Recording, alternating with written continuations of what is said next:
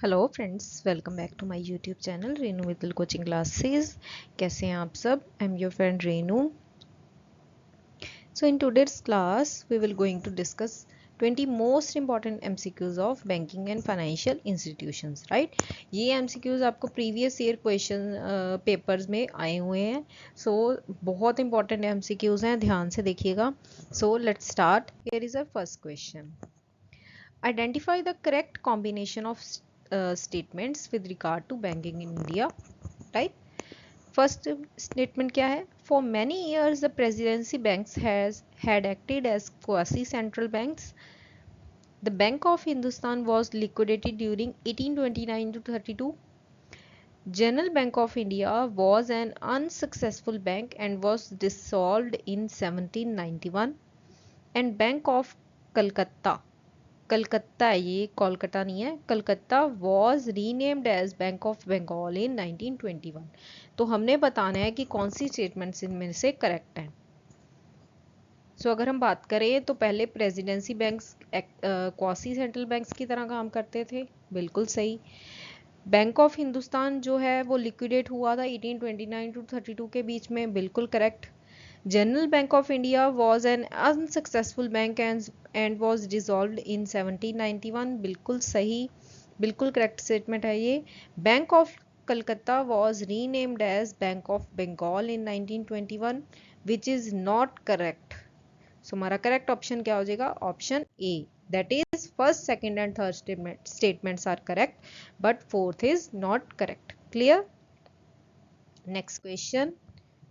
The coverage of RTI Act यानी right to information act 2005 is कि RTI act की किस चीज़ को कवर करता है, यानी पूरे इंडिया को, पूरे वर्ल्ड को।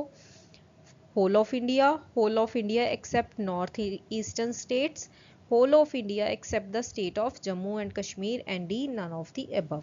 सो जो RTI एक्ट है वो क्या करता है, किसको चीज़ को कवर करता है? Whole of India except the state of Jammu and Kashmir. Clear? So हमारा करेक्ट ऑप्शन क्या हो जाएगा? Option C. क्लियर? ये एक्ट आपको ध्यान में रखने हैं कि कौन सी एक्ट जम्मू एंड कश्मीर पे अप्लाई होता है एंड कौन सा एक्ट नहीं होता। Clear? Next question.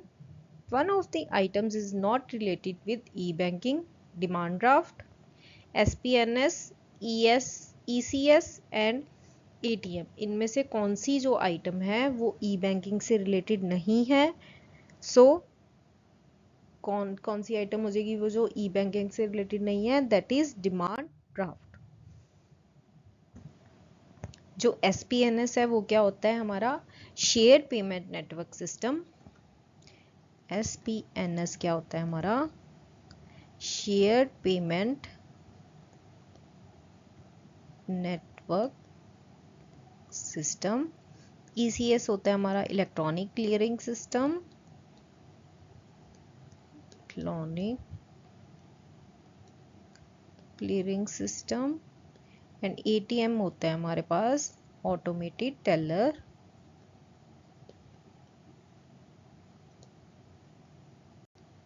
Machine. Right? सो ये सभी हमारे पास आते हैं ई बैंकिंग के से रिलेट करते हैं, बट जो डिमांड ड्राफ्ट है वो ई बैंकिंग से रिलेटेड नहीं है। Clear? Next question. Second generation reforms in our country do not compromise of which one of the following? Exploiting the knowledge based global economy, growing Indian transnational corporations, population control measures and clean environment। हमने बताना है जो second generation reforms आए थे उनमें से किस चीज उनका इफेक्ट इनमें से किस चीज पे नहीं पड़ता। Right? Exploiting the knowledge-based global economy, growing Indian transnational corporations, population control measures and clean environment. So जो second generation reforms आए थे वो इनमें से किस चीज से relate नहीं करते? That is population control measures. Clear? So हमारा ये तीनों चीज़ें किस चीज़ से सेकंड जनरेशन रिफॉर्म्स के टाइम पे एप्लीकेबल होती हैं, but population control measures are not applicable during second generation reforms. Right? Next हमने बताना है कि इनकी करेक्ट डेफिनेशन कौन सी होती है, right. Bank rate policy, credit rationing क्या होती है, वेनेबल रिजर्व सिस्टम क्या होता है, एंड ओपन मार्केट ऑपरेशंस क्या होते हैं। Clear? So, bank rate policy involving the shortening of the currency of banks eligible for rediscount, involving the purchase and sale of securities in the open market। अब यहाँ से open market से ही हम लोग देख सकते हैं कि जो हमारा ओपन मार्केट ऑपरेशन की डेफिनेशन क्या हो जाएगी, हमारी डी का क्या हो जाएगा, ऑप्शन सेकंड। सो अगर डी का ऑप्शन सेकंड है तो क्लियरली हमारे पास हमारा आंसर क्या आ जाएगा, option D. Involving the alteration of discount rate involves the variation of the minimum reserves. So, involves the alteration of discount rate means bank rate policy, A का आ जाएगा option third. Credit rationing होती है, involves the shortening of the currencies of bills eligible for rediscount, right? And venable reserve system होता है हमारे पास, involves the variation of the minimum reserves. Clear?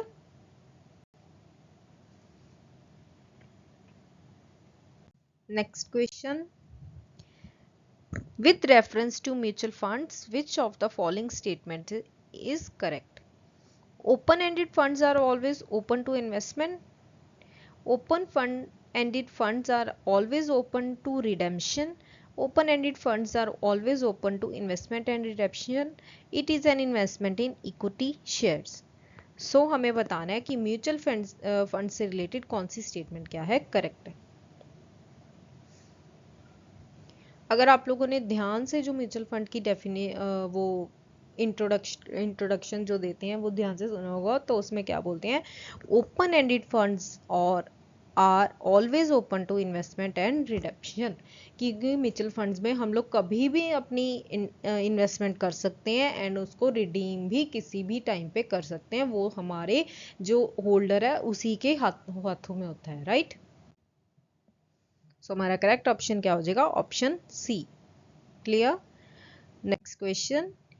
Credit exposure does not include, credit exposure में क्या चीज include नहीं होती, bridge loans, working capital demand loan, shares of the company undertaking by the bank and advances against the banks fixed deposits granted to a company. Credit exposure क्या होता है? Credit exposure कहते हैं एक पोटेंशियल लॉस होता है जो कि एक लेंडर और इन्वेस्टर को बियर करना पड़ता है इफ कि जो जिसने पैसे हमसे बोरो करे हैं, बोरर जो हुआ है हमारा, वो क्या कर देता है, हमारी पेमेंट, लोन की रीपेमेंट नहीं करता और वो डिफॉल्ट करता है, राइट। सो उस टाइम पे जो लेंडर है, जो क्रेडिटर है, उसको जो लॉस बियर करना पड़ता है, that is credit exposure. So credit exposure में क्या चीज़ इंक्लूड नहीं होती, bridge loans, working capital demand loan, shares of the company underwritten by the bank and advances against the bank's fixed deposits granted to a company. So हमारा correct option क्या हो जाएगा, option D, advances against the bank's fixed deposit granted to a company, right? Next question.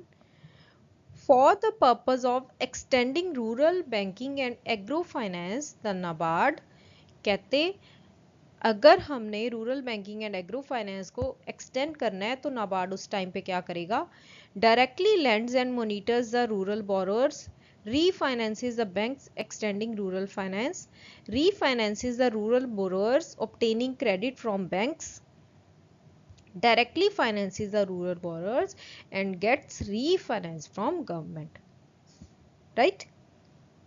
अगर rural banking and agro finance को extend करना है तो उस टाइम पे नाबार्ड क्या करेगा, refinances the rural borrowers obtaining credit from banks, right, कि बैंक से क्रेडिट लेकर रूरल बोरोअर्स को रीफाइनेंस करेगा, राइट। सो हमारा करेक्ट ऑप्शन क्या हो जाएगा, option C. Clear? Next question. Under section 2 subsection H of the RTI Act 2005, other public authority means, other public authority का मतलब क्या होता है, by notification issued or by order of the appropriate government, all bodies owned, controlled or subsequently financed by the government all non-governmental organizations substantially financed by the government and D all of the above. So अगर हम तीनों definitions की बात करें then public authority क्या होती है, ये तीनों definitions को define करती है. Clear? So हमारा correct option क्या हो जाएगा? Option D. Clear? Next question. Which of the following statement is not correct? The rising interest rate increases the discount rate on cash flows and decreases the market value of that asset. Right? कि अगर interest rate increase कर रहा है तो उससे क्या होगा, discount rate भी increase करेगा and जो हमारी market value है उस asset की वो क्या कर जाएगी, decrease कर जाएगी. Falling interest rate decrease the market value of assets and liabilities. When a bank holds longer term assets than liabilities and if interest rate rises, the market value of asset falls by more amount than liabilities. The above C may lead to economic losses. So हमने बताना है कि इसमें से कौन सी statement क्या है, correct नहीं है. कहते हैं अगर इंटरेस्ट रेट इंक्रीज करेगा तो हमारा जो डिस्काउंट रेट है वो भी इंक्रीज करेगा एंड जो मार्केट वैल्यू है उस एसेट की डिक्रीज करेगी. बिल्कुल correct. Falling interest rate decrease the market value of assets और लाइबिलिटीज. अगर हमारी जो इंटरेस्ट रेट है वो फॉल कर रहा है तो उससे मार्केट वैल्यू जो हमारी एसेट्स की है वो क्या होगी, ऑल्दो कम होगी बट लाइबिलिटीज की नहीं होगी. राइट? सो हमारा करेक्ट ऑप्शन क्या हो जाएगा, option B. Option B, B statement is not correct. Clear? Next question. A sub standard asset refers to, sub standard asset कौन सी होती है? Remaining NPA for less than और equal to 12 months, remaining NPA for more than 12 months where the loss has been identified by the bank, when loan is overdue for a period of 1 year. NPA means non-performing asset. Right? A substandard asset refers to remaining NPA for less than or equal to 12 months. Correct option is option A. कि less than or equal to यानी एक साल के अंदर अंदर क्या है वो नॉन परफॉर्मिंग रहनी चाहिए, तो वो क्या होगी हमारी sub standard asset. Next question. Offshore banking unit is, offshore banking unit क्या होता है? A unit which is situated in foreign country, a unit which is situated in special economic zones and deals in foreign currency only, a unit which is actively participating in lending foreign currency loans and in joint ventures, and D none of the above.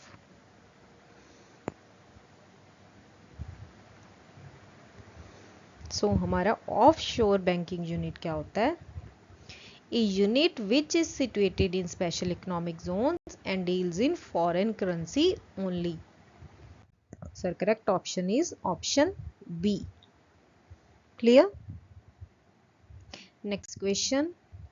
A seller's market in which insurance is expensive and in short term supply is termed as, कहते seller market जहाँ पे insurance क्या है, expensive है and जो short supply है, in short supply है, उसको क्या बोलते हैं, hard market, soft market, alternative market and D none of these. कहते हैं जहाँ पे इंश्योरेंस एक्सपेंसिव है एंड इन शॉर्ट जो सप्लाई है, सप्लाई भी कम है, तो उसको क्या बोलते हैं, ऑल्टरनेटिव मार्केट. क्या बोलते हैं, alternative market.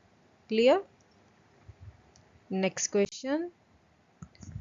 Which one of the following development financial institutions in India has started the special refinance scheme for the resettlement and rehabilitation of voluntary retired workers of the national textile corporation of India? इनमें से कौन सा ऐसी development है जिसने क्या है special refinance scheme introduce की, स्टार्ट करी for the resettlement and rehabilitation of voluntary retired workers of the national textile corporation of India?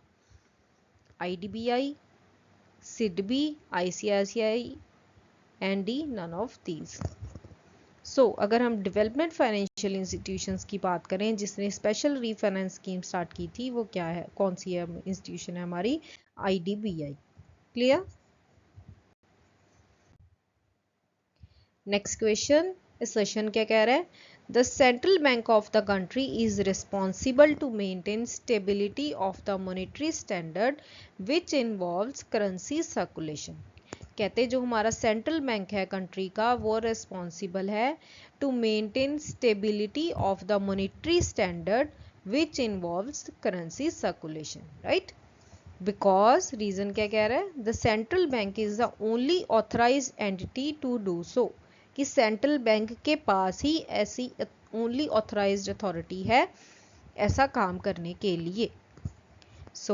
अगर हम देखें तो असर्शन क्या है हमारा, बिल्कुल करेक्ट है, but reason is not correct. हमारा करेक्ट ऑप्शन क्या हो जाएगा, is true but R is false. Next question, capitalization of reserves is carried out by issue of dash to the existing shareholders। अगर हम reserves को capitalize करना है, वो कैसे capitalize किया जाता है, by issue of dash to the existing shareholders, additional shares issue करके, bonus shares issue करके, incentives issue करके, and none of these। हमारा correct option क्या हो जाएगा, option B, because existing share holders को क्या करेंगे हम लोग, बोनस शेयर्स इशू करेंगे। Clear. Next question, the regulatory authority of regional rural bank is, regulatory authority कौन सी है रीजनल रूरल बैंक्स की, NABARD, central government, state government and sponsor bank. हमारा करेक्ट ऑप्शन क्या हो जाएगा, option A, that is NABARD. Next question, a single policy covering a group of individuals, usually employees of the same company or members of the same association and their dependents is called, कहते हैं एक single policy जहां पे हम लोग क्या कर रहे हैं, कवर कर रहे हैं group of individuals, usually employees of the same companies और members of the same association and their dependent, उस पॉलिसी को क्या बोलते हैं, hospital insurance, hull insurance, group insurance and identity theft insurance. उस इंश्योरेंस को क्या बोलते हैं हम लोग, group insurance. Next question, match list 1 with list second. यहाँ पे इंस्टीट्यूशंस का नाम दिया हुआ है एंड यहाँ पे बताया हुआ है कि उनके क्या क्या फंक्शंस हैं, reserve bank of India, EXIM bank, SIDBI and capital adequacy. Reserve bank of India क्या करता है, बताओ। रिजर्व बैंक ऑफ इंडिया क्या करता है, क्रेडिट कंट्रोल करता है। एग्जिम बैंक, इसके तो नेम से ही पता लग रहा है, export import bank, that is export import financing. हमारे पास करेक्ट ऑप्शन क्या हो जाएगा हमारा, बी का आ रहा है फोर्थ, ऑब्वियसली डी ऑप्शन हमारा करेक्ट हो जाएगा। SIDBI, facilitating small scale industries and capital adequacy means non performing assets. Clear. Next question, which of the following is the regulatory authority of RRBs। ये हमारा हो गया था, रेगुलेटरी अथॉरिटी बताना है हमारे रीजनल रूरल बैंक्स की, वो क्या है हमारा, नाबार्ड। ये क्वेश्चन रिपीट हो गया। This is it for today's video. I hope you like the questions. Please subscribe my channel Renu Mittal coaching classes. Thank you so much for watching my video. Thank you.